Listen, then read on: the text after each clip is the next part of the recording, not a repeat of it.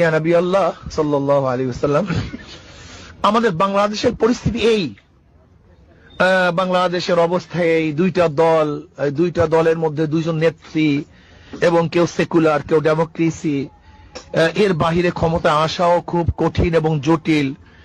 এখন আমাদের মধ্যে কিছু ইসলামিক দল আছে যারা তো ইসলাম নিয়ে ভাবে, আপনার কথা বলে, আপনার আদর্শের বাণী শুনায় সবাইকে, লেকিন এখনো ক্ষমতায় যাওয়ার উপযুক্ত হয় নাই। কিন্তু যারা সেকুলার আছে তারা তো ক্ষমতায় যাওয়ার উপযুক্ত, এবং যারা আমেরিকান পন্থী আছে ডেমোক্রেসি তারাও ক্ষমতা যাওয়ার উপযুক্ত, লেকিন দুজনের নেত্রী হলো মহিলা। ইয়া নবী আল্লাহ, এখন আমরা কি করব? শেখ হাসিনার পক্ষে যাব না খালেদা জিয়ার পক্ষে যাব? প্রশ্ন কার কাছে করছেন? ওলামায়ে কেরাম খুব ভালো মতো বুঝবেন, খুব ভালো মতো বোঝার চেষ্টা করবেন।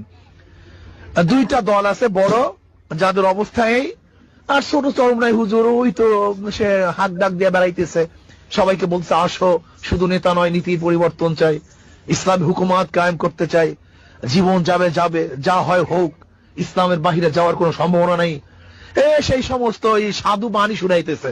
এখন ইয়া নবী আমরা কি করব? আমরা শেখ হাসিনার পক্ষে যাব না খালেদা জিয়ার পক্ষে যাব? আল্লাহ নবী বলতেন, যা তাহলে কি করবে, যেহেতু বড় দুইটা দল, তোরা সবাই শেখ হাসিনার পক্ষে যা। মুরব্বী